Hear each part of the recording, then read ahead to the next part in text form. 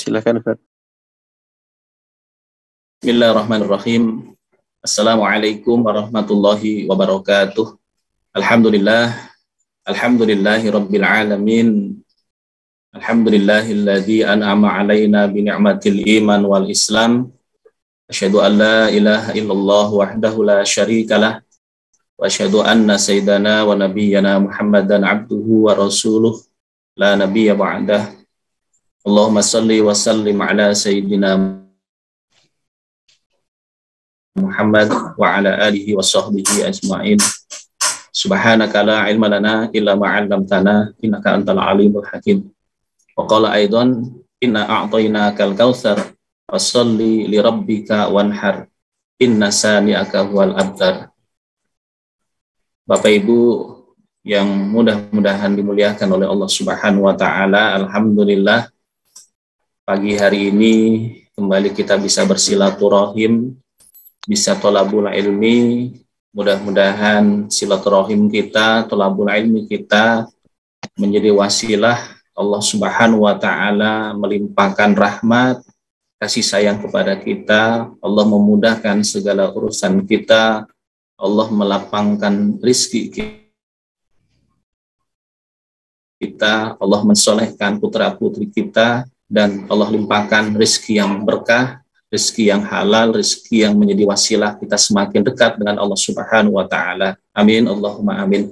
Salawat serta salam semoga senantiasa Allah limpah curahkan kepada junjungan kita Habibana wa Sayyidana Muhammadan sallallahu alaihi wasallam beserta keluarganya, para sahabatnya, dan juga para pengikutnya. Mudah-mudahan termasuk kita sekalian.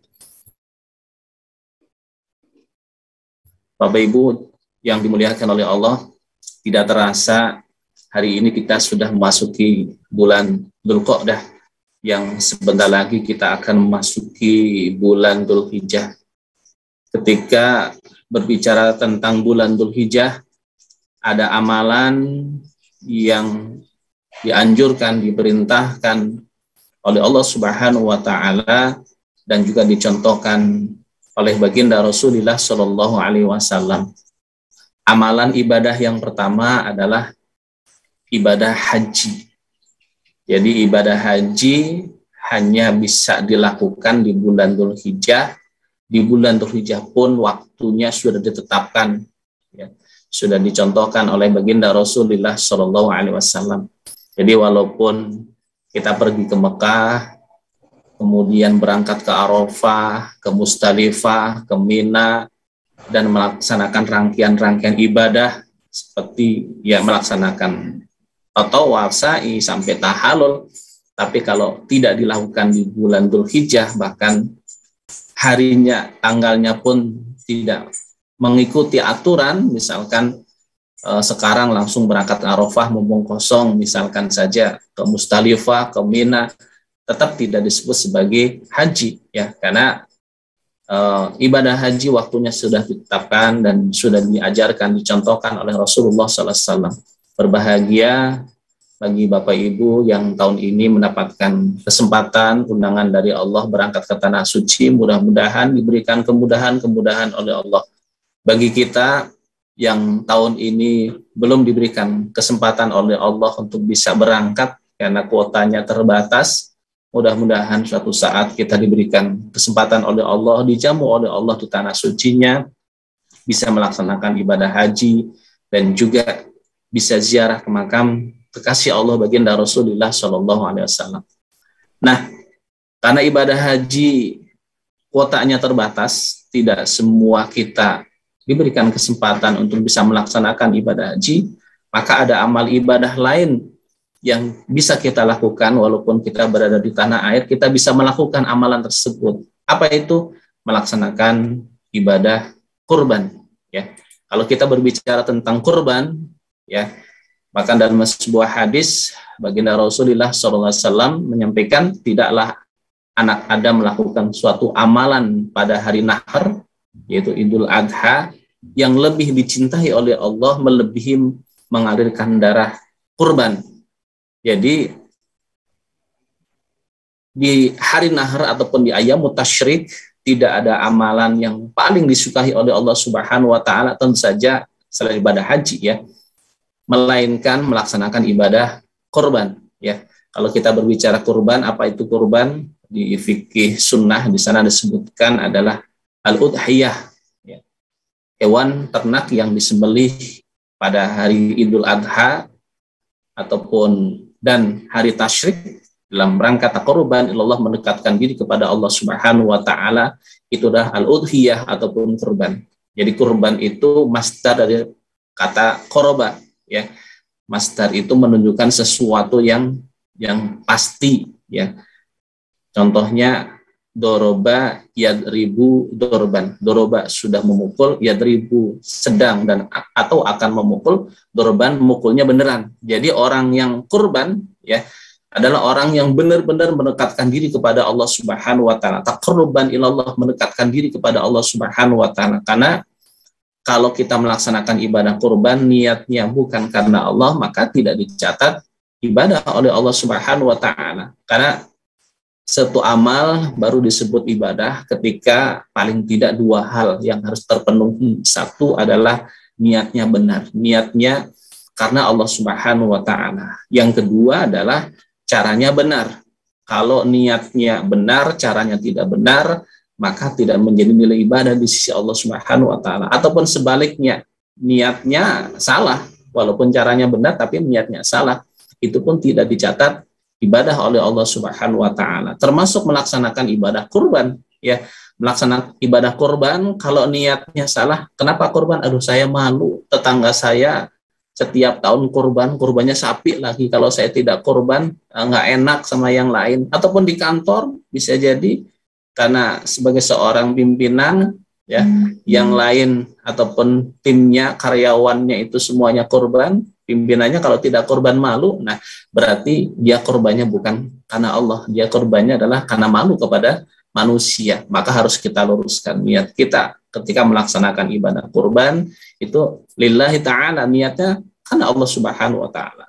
Demikian pula yang kedua, caranya harus benar, niatnya harus benar, caranya harus benar. Kalau dua-duanya kita lakukan, maka ibadah kurban kita ini akan diterima oleh Allah Subhanahu wa ta'ala. Kan alladzi khalaqal mauta wal hayata liyabluwakum ayyukum ahsanu amala, orang yang paling baik amalannya, bukan aksaru amala, orang yang paling banyak amalannya. Artinya kualitas ataupun ilmu yang hubungannya dengan ibadah kurban ini ya harus kita pelajari. Tapi tiap tahun kan saya sudah melaksanakan ibadah kurban, bisa jadi ilmu yang kita dapatkan selama ini ya belum utuh, belum sempurna. Jadi ibadah kurban kita ini belum sesuai dengan anjuran, contoh dari baginda Rasulullah Shallallahu Alaihi Wasallam. Oleh karena itu mudah-mudahan kajian kita di pagi hari ini termasuk kajian-kajian di waktu-waktu yang lainnya, karena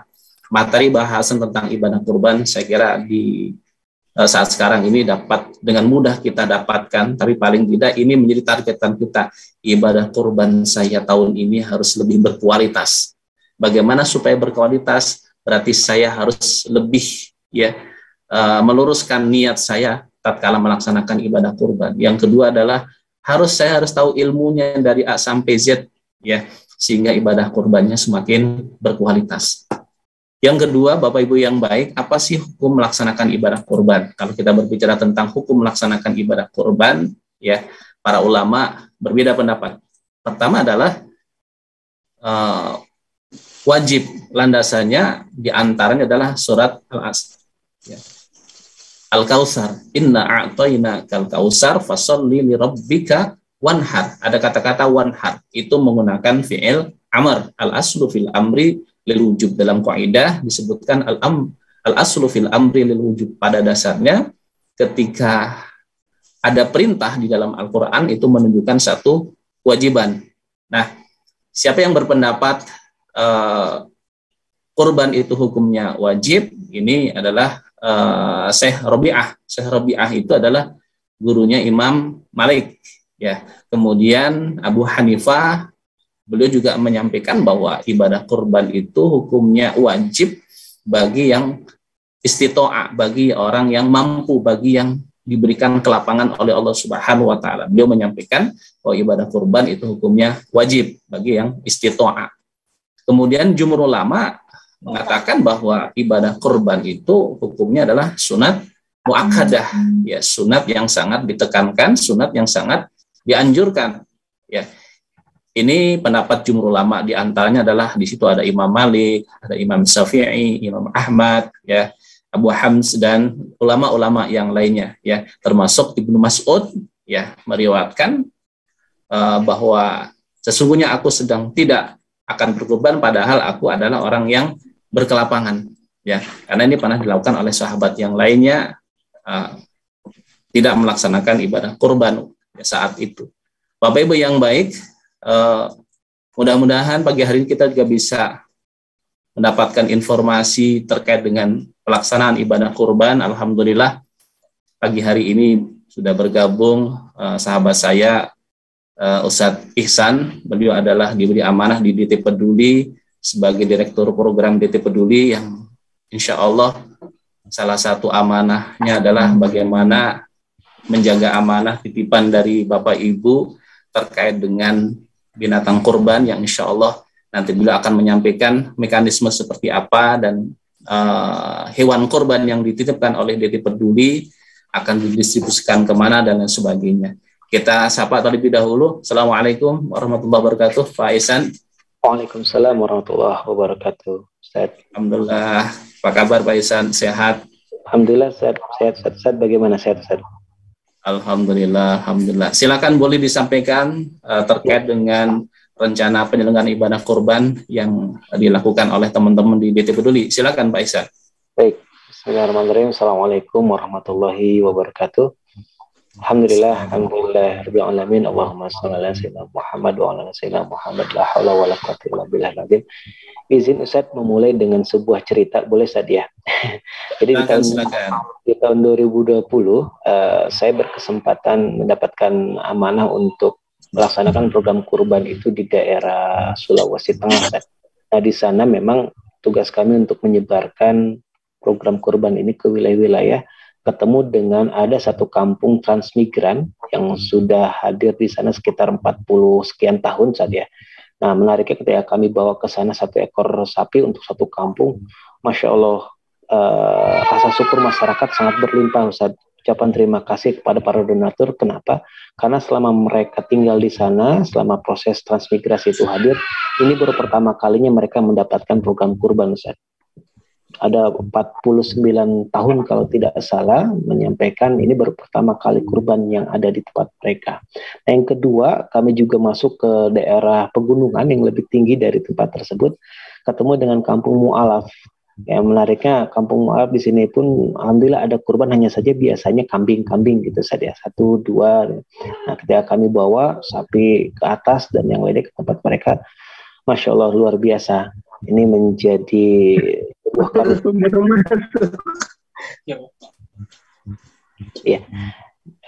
karunia bagi penerima manfaat kurban dan juga pastinya bagi para muqarib. Nah, izin oleh karenanya DT Peduli dalam hal ini melaksanakan program Kurban Peduli Negeri namanya. Karena memang ternyata terinformasikan beberapa literasi menyampaikan kurban banyaknya dilaksanakan di perkotaan oleh para muqarib di perkotaan, sehingga perputaran daging kurban, protein hewan dan yang lainnya memang tersebarnya masih banyak di wilayah perkotaan. Kalau kita mungkin saya, Ustadz dan yang lainnya bahkan 2 pekan, 3 pekan setelah kurban masih ada sisa kambing atau sapinya saja di daging di kulkas itu saja. Nah, oleh karenanya dengan program Kurban Peduli Negeri ini ikhtiarnya adalah kita menyemeratakan, ya, mendistribusikan program kurban hewan, protein hewani dan yang lainnya untuk bisa dirasakan oleh sahabat-sahabat kita, saudara-saudara kita yang ada di pelosok. Ini makanya kemudian temanya alhamdulillah tahun ini kurban maksimal makin banyak amal. Nah, ini kenapa kemudian temanya kurban maksimal makin banyak amal. Nah, ini izin langsung ke poin intinya saja biar berbagi, karena tantangannya hari ini Ustaz berkaitan dengan kurban ini bukan hanya sebatas bagaimana distribusinya, tapi juga karena ada isu baru tadi yang sedang berkembang di Indonesia, yaitu PMK, penyakit mulut dan kuku. Alhamdulillah makanya kemudian hadir bersama kita hari ini Ustaz, izin kami bawakan ada dokter hewan Pak Dr. Sugeng alhamdulillah sudah gabung juga Ustaz. Nanti izin mungkin beliau akan menyampaikan apa sih PMK gitu dan bagaimana kita bersiap berkurban dengan adanya isu PMK ini, tapi insya Allah tetap aman.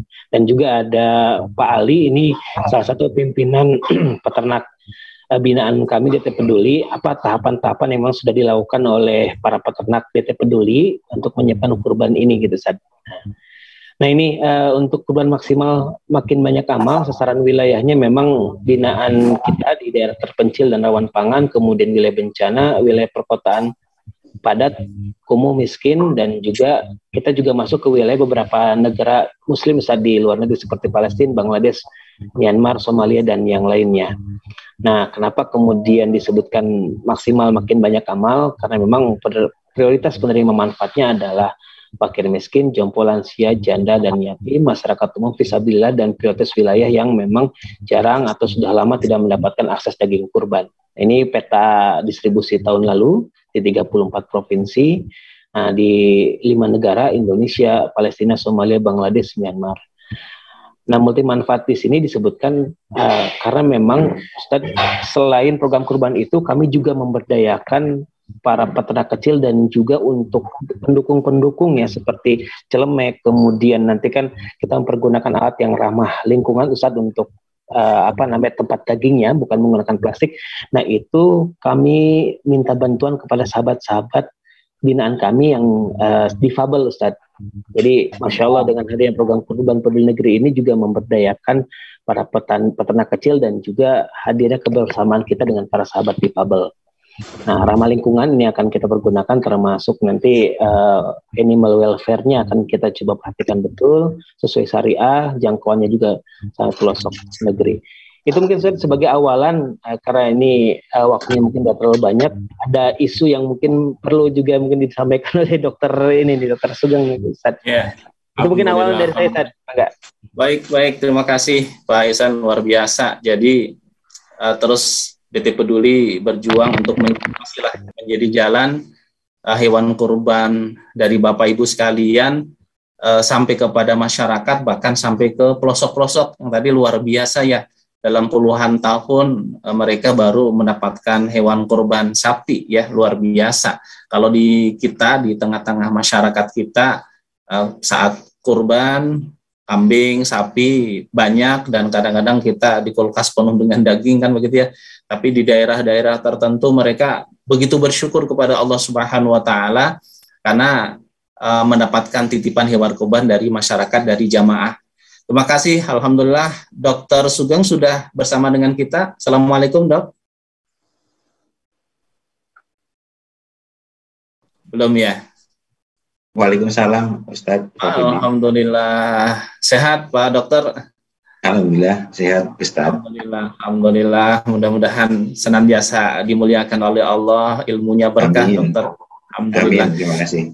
Ya, terkait dengan perencanaan kurban nih, Dok. Kami di Darut Tauhid, di DT Peduli tahun ini mendapatkan amanah dari masyarakat, dari jamaah, hewan kurban ya.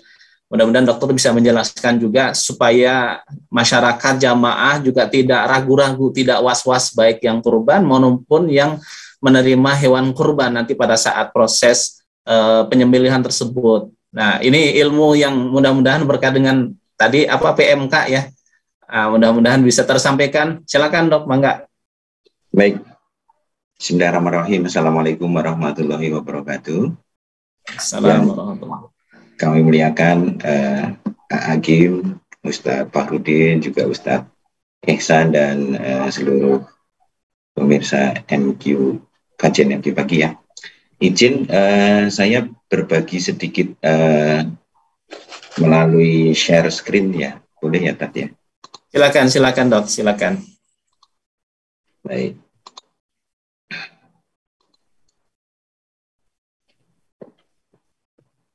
Jadi mengingatkan kembali bahwa ini tadi mungkin sudah disampaikan oleh Ustadz Fahrudin, apa sih persyaratan hewan yang dijadikan untuk kurban. Tadi disampaikan juga biar maksimal begitu ya Ustadz Ihsan ya. Ya, maka ya silakan. Ya, betul. Syaratnya tentu yang pertama hewannya harus sehat. Kemudian karena ini akan dibagikan kepada masyarakat, ya dipilih yang gemuk begitu ya dan tidak cacat. Kemudian sangat diutamakan jantan. Sekedar informasi bahwa Indonesia punya aturan bahwa ada namanya pelarangan penyembelihan ternak betina yang masih produktif. Karena ini nanti terkait dengan kelestarian atau ketersediaan ternak pada yang akan datang. Sehingga kalau yang korban disarankan yang jantan karena ini terjadi penyembelihan secara ternak pada akan datang. Kemudian tentunya cukup umur. Kenapa harus yang cukup umur? Karena ketika hewannya masih muda, itu dia masih mengalami proses tumbuh kembang, di mana umumnya hewan muda itu persentase tulangnya lebih besar dibandingkan dagingnya. Ingat tadi bahwa kita kan niatnya adalah membagikan daging dalam jumlah yang banyak, sehingga kalau bagi tulang, Dok, ya. Betul. Bukan bagi tulang ya. Bukan bagi-bagi tulang, tapi berbagi daging. Maka disarankan yang sudah cukup umur. Nah, karena kambing sapi ini nggak punya KTP, begitu ya, kita nggak tahu tanggal lahirnya berapa. Maka kemudian kita bisa lihat dari gigi. Nah, ini pada sapi, ini gigi yang belum berganti. Sepasang gigi serinya ini belum berganti, kalau ini malah sudah beberapa pasang. Jadi patokannya 2 gigi paling depan. Sapi kambing tidak punya gigi atas ya di bagian depan, hanya gigi bawah saja. Kemudian pada kambing juga prinsipnya sama, kita lihat giginya sudah berganti. Ini kita lihat ukurannya kecil-kecil dan agak jarak gitu ya. Ini juga sama, ada jarak antar gigi. Sedangkan yang sudah dewasa giginya besar dan sangat rapat. Insya Allah kalau sudah dewasa persentase dagingnya jauh lebih banyak dibandingkan dengan yang masih muda. Nah, kaitannya dengan sehat, kita sebagai masyarakat secara umum bisa lihat kayak mana sih, seperti apa sih hewan yang sehat. Yang pertama tentu posturnya tegap gitu ya. Kalau berjalan tidak pincang, makan minumnya bagus, kemudian rambutnya terlihat mengkilat, tidak mudah rontok, kulitnya bersih ya. Mohon maaf, daerah pantat ini terutama karena kalau dia, mohon maaf, diare begitu biasanya kotorannya akan nempel di kulit di sekitar pantat begitu. Kemudian moncong atau cermin hidung begitu. Maaf ini saya salah ketik, basah dan dingin. Jadi kalau dipegang begitu, ujung hidungnya itu terasa dingin dan agak basah. Itu normalnya begitu. Kemudian matanya cerah, nggak merah, nggak belekan gitu ya. Nah, akan bagus kalau hewan itu punya surat keterangan kesehatan hewan yang diterbitkan oleh dokter hewan berwenang setempat. Misalnya kalau dari Kabupaten Bandung ya, ada dokter hewan berwenang di wilayah Kabupaten Bandung. Ini dalam rangka menyediakan daging yang asuh, aman, sehat, utuh, dan halal sehingga korbannya bisa maksimal tadi, bisa optimal tadi. Nah, terkait dengan isu yang terjadi saat ini yaitu tentang penyakit mulut dan kuku atau disingkat PMK. Ini adalah penyakit yang disebabkan oleh virus, nama virusnya Aptovirus. Indonesia sebenarnya pernah ada PMK di tahun 1887 sampai kasus terakhir itu dilaporkan 1983. Nah, kemudian tahun 1986 Menteri Pertanian Indonesia menyatakan Indonesia bebas dari PMK. Jadi bahasa sederhananya butuh waktu hampir 100 tahun untuk Indonesia jadi dinyatakan bebas dari PMK.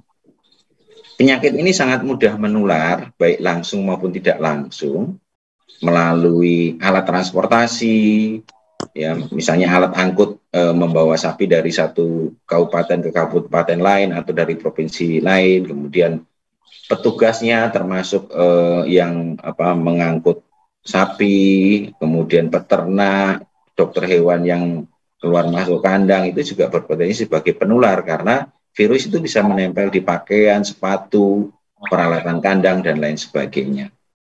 Nah, virus ini memang cukup bandel sehingga dia mampu bertahan lama pada lingkungan pada kotoran, darah, tulang, jeroan, kemudian kelenjar pertahanan, dan air susu juga dia bisa tahan di sana.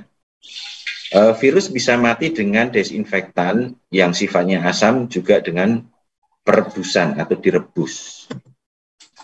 Nah, siapa yang berpotensi atau bisa kena penyakit PMK? Yaitu hewan-hewan yang mempunyai kuku belah, diantaranya sapi, kerbau, kambing, domba, babi, unta, dan unta kita nggak punya ya. Untuk yang satwa liar yang berpotensi atau bisa terkena, yaitu celeng, rusa, dan gajah. Mereka ini adalah hewan yang memiliki kuku belah. Dari masuknya virus sampai munculnya gejala sakit itu rata-rata akan muncul 2-14 hari setelah virus masuk ke dalam tubuh hewan. Nah, gejalanya yang terlihat umumnya adalah diawali dengan demam, kemudian liuran atau berliur, kadang-kadang bukan liur tapi kadang-kadang busa, karena adanya lepuh-lepuh. Jadi lepuh itu seperti tersiram air panas ya. Kemudian nanti kalau lepuhnya pecah menjadi erosi, atau bahasa sederhananya adalah seperti sariawan yang ada pada gusi, lidah, dan moncong tadi. Juga ditemukan di daerah puting susu untuk yang hewan betina dan di sekitar kuku.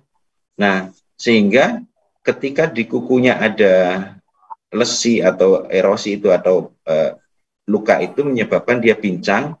Bahkan pada kasus yang sangat berat itu kukunya sampai bisa terlepas. Nah, karena virus ini, karena dia ada, kalau bahasa sederhananya apa ya, sariawan dan cantengan begitu ya, maka si sapi ini nggak mau makan karena ada luka di mulutnya. Bahkan untuk mendekati makanan saja dia nggak kuat karena untuk berjalan sangat sakit di bagian teracaknya atau di bagian kukunya. Sehingga lama-kelamaan produktivitasnya menurun. Yang tadinya gemuk bisa menjadi kurus, produksi air susu pada sapi perah bisa menurun banyak, bahkan pada hewan muda atau yang dewasa juga bisa, kematian bisa terjadi. Nah, angka kesakitan atau dari ancaman virus ini itu bisa sampai 100%. Jadi kalau misalnya di dalam satu kandang ada 10 ekor sapi, bisa saja 10-10-nya akan beresiko tertular. Dan pada hewan muda itu kematian dikatakan atau dilaporkan sampai dengan separuh dari populasi yang ada. Nah, yang sangat menarik atau saking bandelnya virus tadi, hewan-hewan yang sudah sembuh ini masih bisa menularkan virus, gitu. Nah, ini adalah saya ambil leafletnya dari Kementerian Pertanian.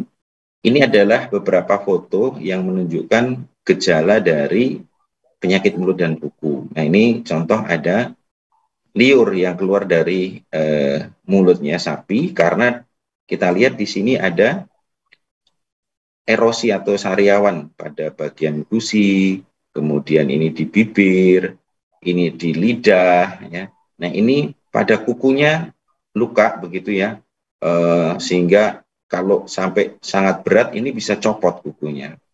Nah, ini saya dapat dari medsos juga. Ini adalah beberapa sapi perah yang mengalami PMK cukup berat begitu ya. Ini saya putar video beberapa detik saja.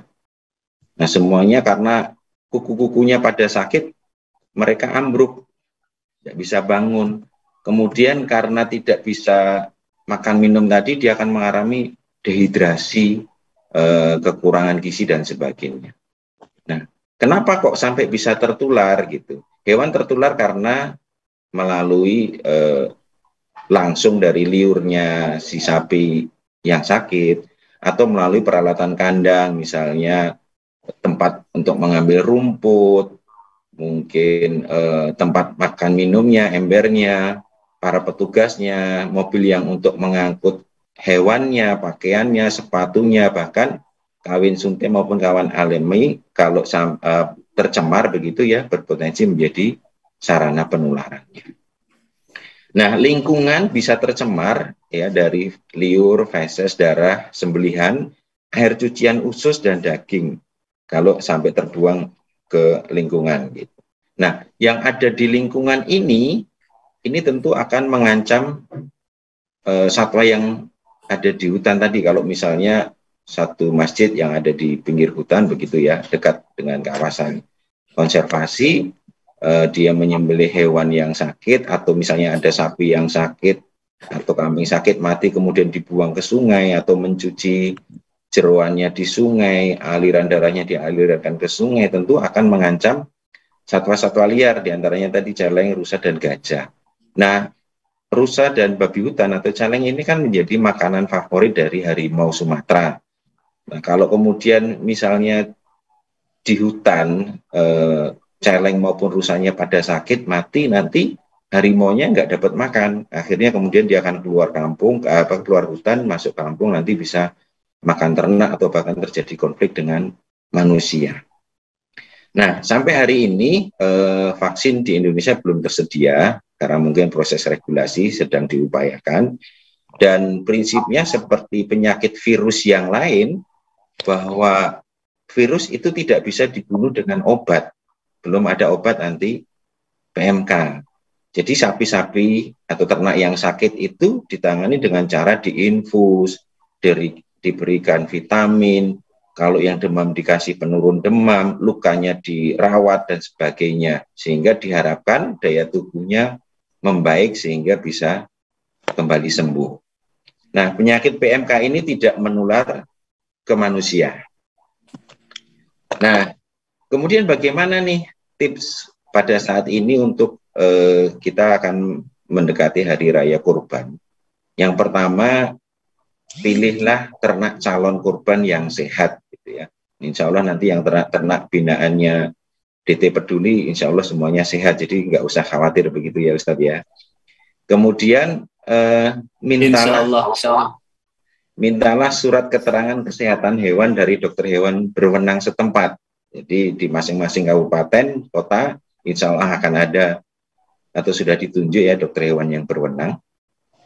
Kemudian berkorban tidak harus melihat hewannya, menyembelih hewan korban di wilayah yang sama dengan asal usul hewan untuk meminimalisir transportasi sangat disarankan. Tadi Ustadz Ihsan menyampaikan peta sebaran sembelih korban ya tahun 2020.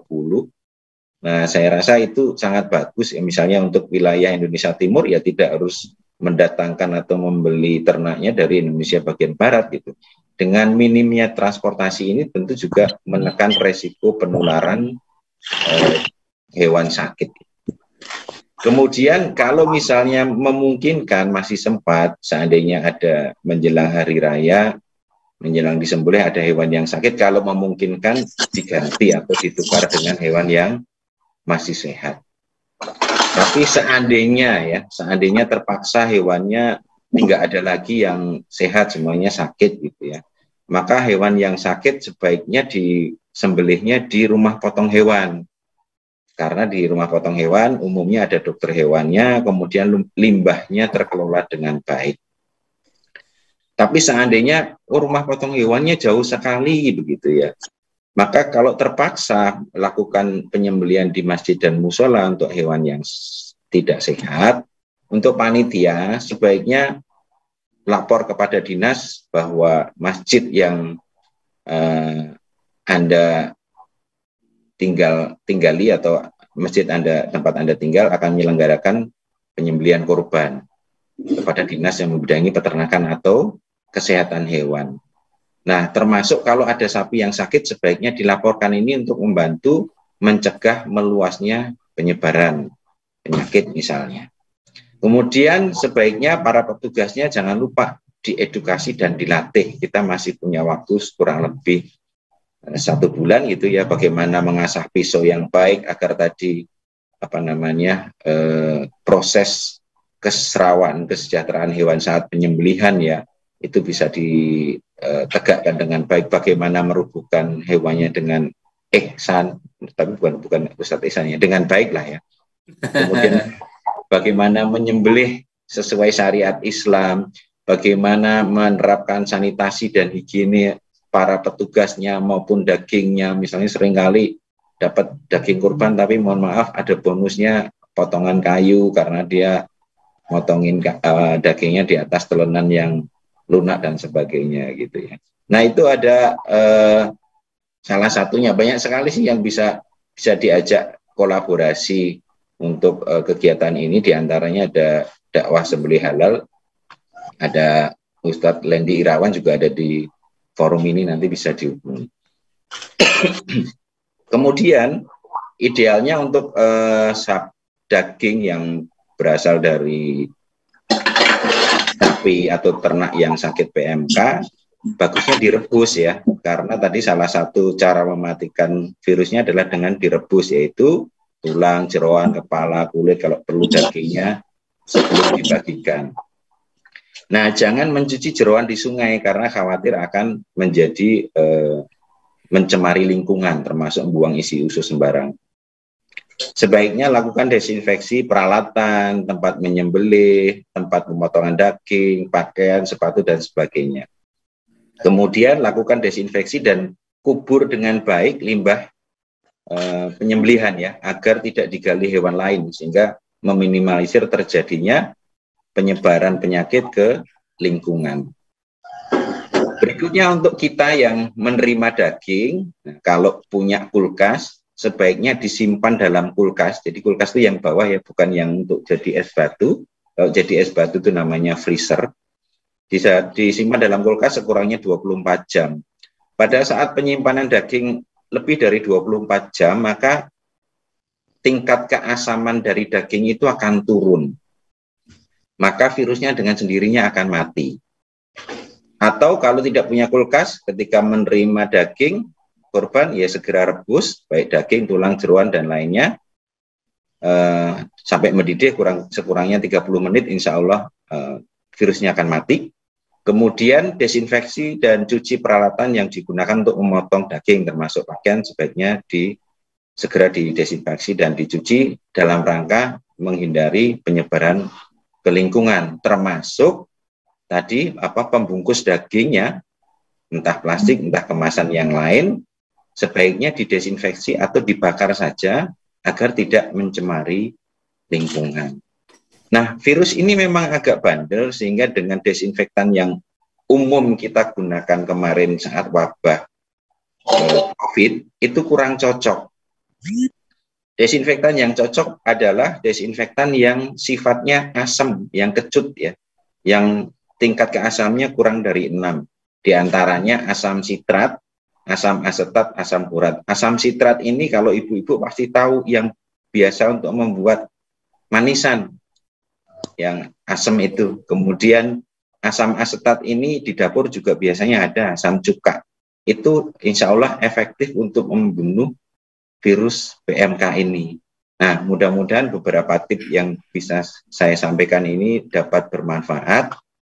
Itu yang sementara bisa saya sampaikan. Terima kasih Ustadz. Monggo waktu kami kembalikan. Alhamdulillah, terima kasih luar biasa Dr. Sugeng sudah memberikan pencerahan kepada kita. Dan mudah-mudahan nih, karena di DT Peduli juga kurban ini direncanakan, jadi begitu selesai ibadah kurban, teman-teman yang sudah mulai merencanakan ibadah kurban tahun berikutnya. Jadi apa yang akan dilakukan tahun ini sudah direncanakan di tahun kemarin nih dokter. Jadi termasuk tempat ataupun hewan-hewan kurban tersebut sudah disiapkan jauh-jauh sebelumnya. Makanya kita ada DTM, Desa Ternak Mandiri. Nah, jadi kita sudah ada peternak khusus yang di sana juga sudah mendapatkan pelatihan khusus, didampingi oleh ahli dari Dinas Peternakan yang terus membantu mengontrol. Mudah-mudahan dengan pola seperti ini kita bisa meminimalisir potensi hewan-hewan kurban itu terkena penyakit ya, termasuk penyakit PMK ini, karena memang ya secara syariat sudah kita lakukan, disempurnakan. Kita kerjasama dengan peternak binaan kita dari mulai awal. Sisi yang lain adalah kita memberdayakan para peternak, karena dengan adanya program ini peternak akan terberdayakan. Yang kedua adalah karena lokasinya itu tertentu dan dikontrol dan didampingi oleh tenaga ahli termasuk dari dokter. Mudah-mudahan ini menjadi wasilah hewan kurban khususnya tahun ini dan tahun-tahun berikutnya insya Allah akan jauh lebih sehat insya Allah, Dok. Jadi konsep kita seperti itu, kita punya desa ternak mandiri dan alhamdulillah di sini juga akan bergabung dengan kita Bapak Ali Zamzam, beliau peternak binaan dari DT Peduli dari Bogor ya. Dari Bogor, pesannya. Sudah bergabung dengan kita, Pak Ali. Assalamualaikum. Baik, Bapak Ibu. Halo. Pak Ali belum? Belum. Ya, nampaknya belum bergabung bersama dengan kita. Berharap hari ini bisa menyampaikan pengalaman ataupun apa yang dilakukan selama ini kerjasama dengan DT Peduli, sehingga betul-betul hewan kurban tahun ini dan insya Allah tahun-tahun sebelumnya juga sama, karena ini kerjasama kita bukan hanya di tahun ini saja, tapi tahun-tahun sebelumnya kita sudah melakukan kerjasama. Ada peternak binaan DT Peduli, mudah-mudahan ini menjadi jalan hewan kurban akan jauh lebih sehat insya Allah. Pak Ihsan, ada tambahan lagi dari DT Peduli terkait dengan tadi penjelasan dari Dr. Sugeng luar biasa. Ya, silakan. Siap, izin menambahkan, nanti mungkin sedikit ditambahkan oleh Pak Ali dalam hadir saya. Tadi mungkin mic sedang ada trouble, alhamdulillah sudah. Alhamdulillah kita disampaikan oleh Pak Dr. Sugeng. Kami pun di DT Peduli untuk peternak binaan sudah kami coba kondisikan mulai dengan edukasi, kemudian konsultasi dengan dokter-dokter hewan, dinas yang terkait, termasuk untuk desinfektan kepada hewan, kepada kandang, kemudian perlengkapan yang lainnya. Dan insya Allah ini terus dimonitor dan dilakukan berkala sampai dengan hari kurban nanti tiba. Dan betul terpenting adalah dengan dokter hewan ya, sehingga nanti kita pergerakan hewan akan ke titik kurban dan yang lainnya ini menjadi aman bagi semuanya.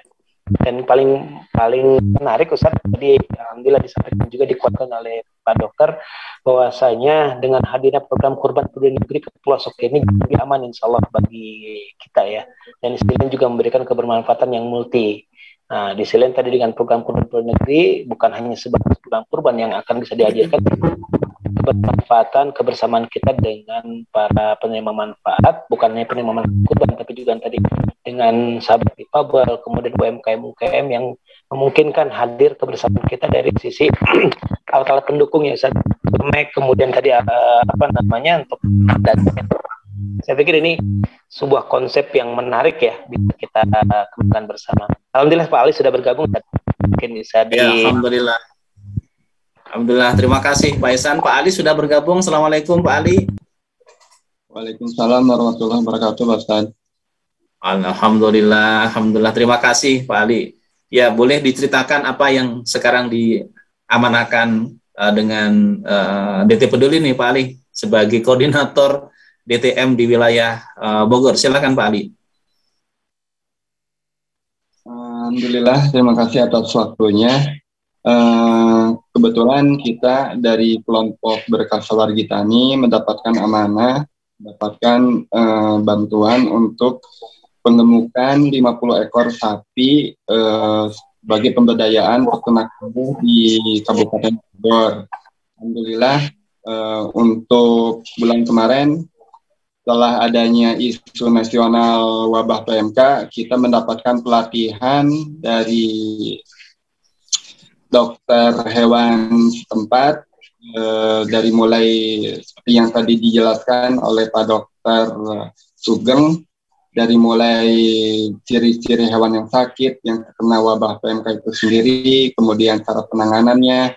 Alhamdulillah kita kemarin itu sudah melakukan utamanya itu biosecurity ya, untuk menjaga kebersihan kandang dari hal-hal yang tidak diinginkan, terutama virus PMK itu sendiri, karena virus PMK itu sendiri berasal dari daerah luar.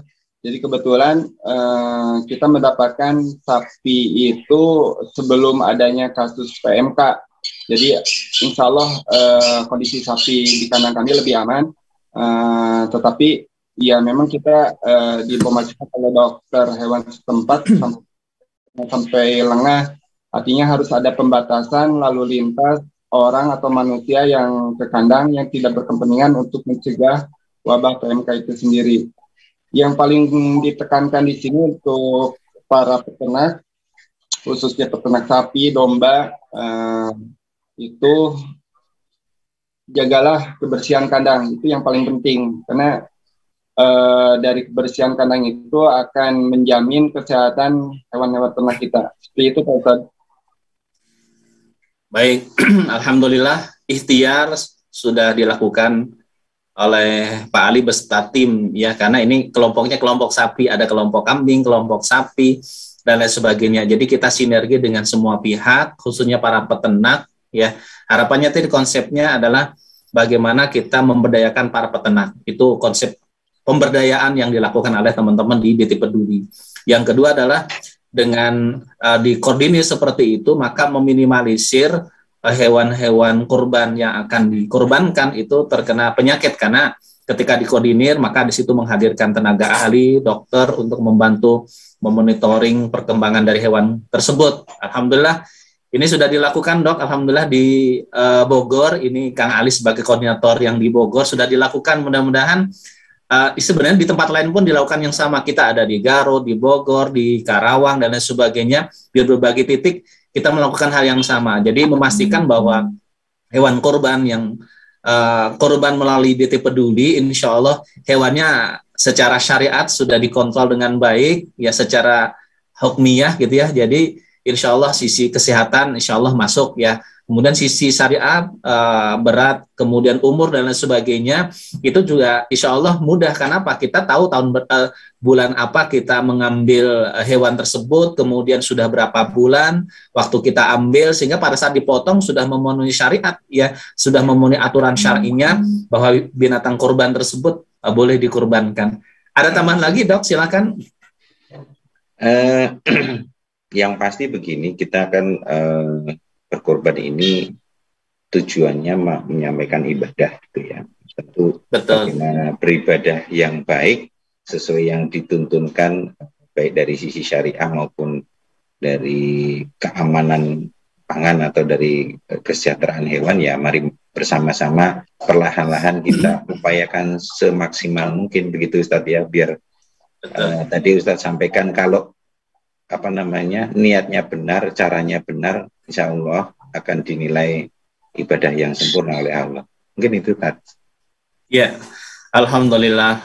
Terima kasih, Dok, luar biasa hari ini. Terima kasih kembali. Melengkapi ilmu kita, ya, melengkapi ilmu kita, dan mudah-mudahan bagi siapapun kita akan melaksanakan kurban, karena tidak harus melalui DT Peduli, ya. Artinya DT Peduli mudah-mudahan bisa menjadi salah satu jalan ya bagi Bapak Ibu para pemirsa yang akan melaksanakan kurban tahun ini. Insya Allah kalau melalui DT Peduli konsepnya sudah kita buat. Satu tadi kita insya Allah berusaha semaksimal mungkin hewan kurban itu sudah memenuhi syariat, ya baik dari sisi syarinya ataupun dari sisi kesehatannya, memenuhi kesehatan.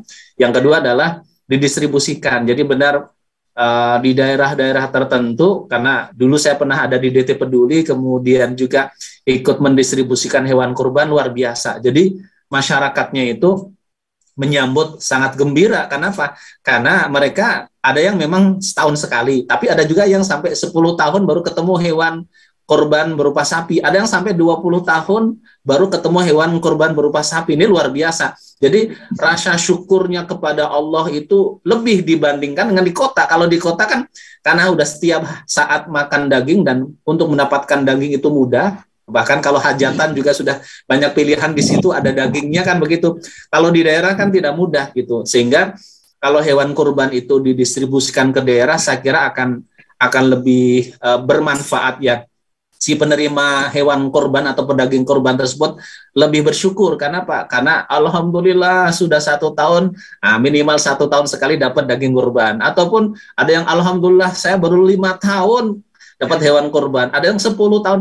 Ini sesuatu yang sangat luar biasa. Memang butuh energi ya, tetapi karena memang niatnya teman-teman adalah menjadi jalan, menjadi wasilah hewan kurban ini sampai kepada masyarakat, sehingga dengan senang hati mendistribusikan hewan kurban.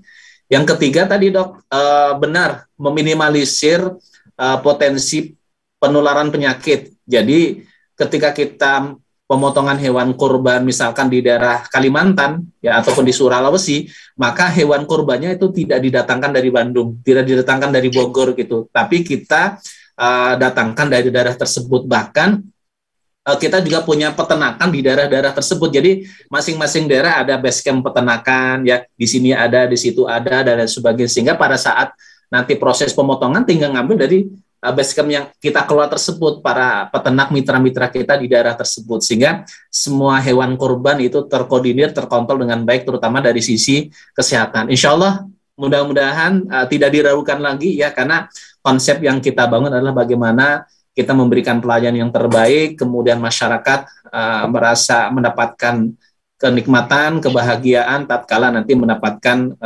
hewan kurban ataupun daging hewan kurban tersebut. Pak Ihsan, di sisa waktu ada yang disampaikan kembali, terutama sekali berkaitan kalau mau berkorban melalui DT Peduli, mungkin bagaimana caranya? Silakan Pak Ihsan.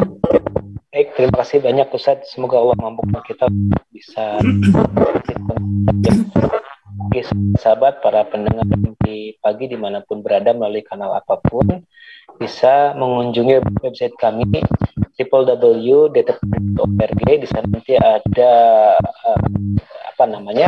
file yang memang khusus untuk kurban saja, bisa diklik di situ, nanti informasi cukup lengkap insya Allah di sana, dan juga bisa berkoordinasi melalui WA chat 0813 17 12 17 12. Saya ulang Ustaz, 0813 17 12 17 12. Nanti insya Allah pertanyaan berkaitan dengan kurban dan program-program reguler bisa dijawab oleh teman-teman pada yang sudah bertugas Ustaz. Insya Allah. Alhamdulillah, itu di chat juga sudah ada ya.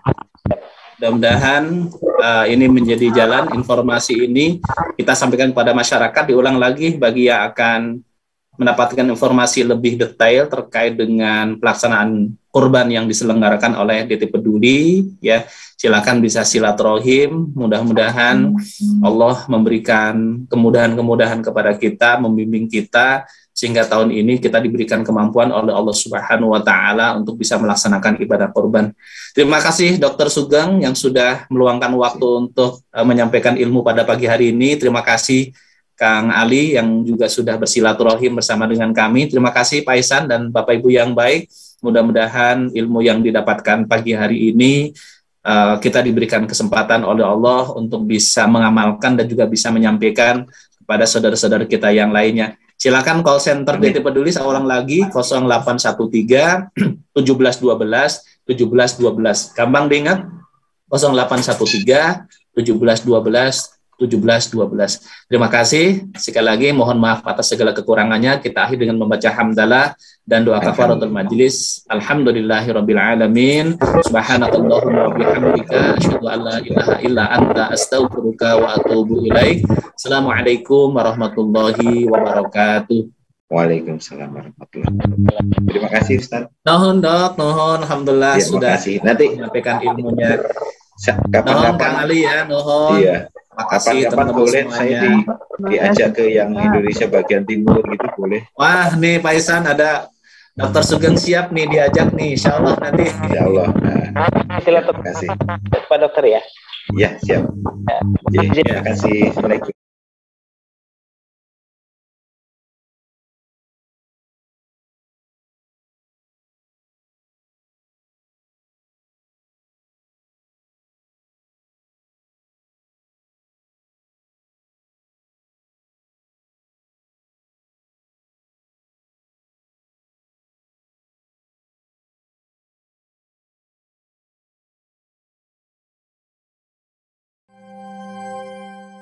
Assalamualaikum warahmatullahi wabarakatuh. Sahabat-sahabat sekalian dimanapun berada, agama kita, agama Islam sangat memperhatikan pendidikan yang disiapkan untuk generasi penerus yang lebih baik daripada kita.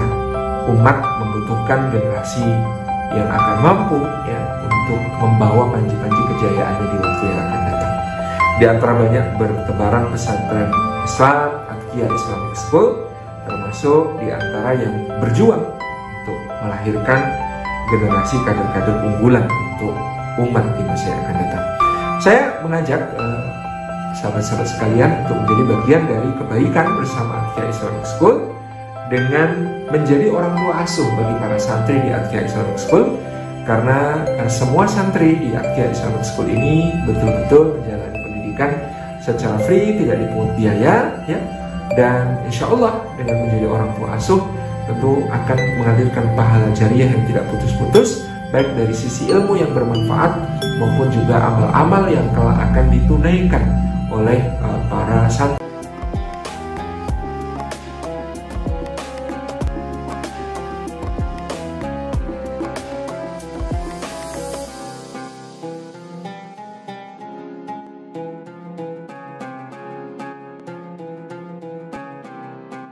Jangan lupa, saya bilang sekalian, terus berlangganan di Darut Tauhid Official.